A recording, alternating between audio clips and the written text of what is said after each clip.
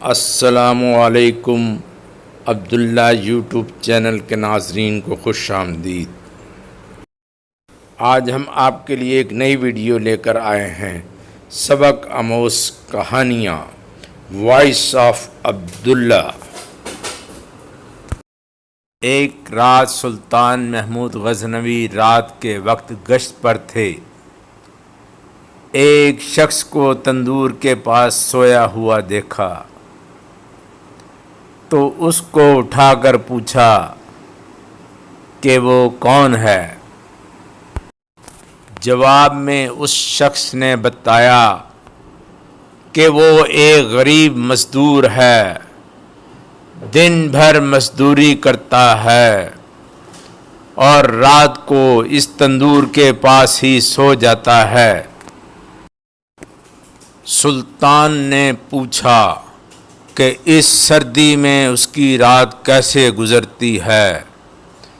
تو اس مزدور نے جواب میں جو کہا اس نے سلطان کو ہلا کر رکھ دیا۔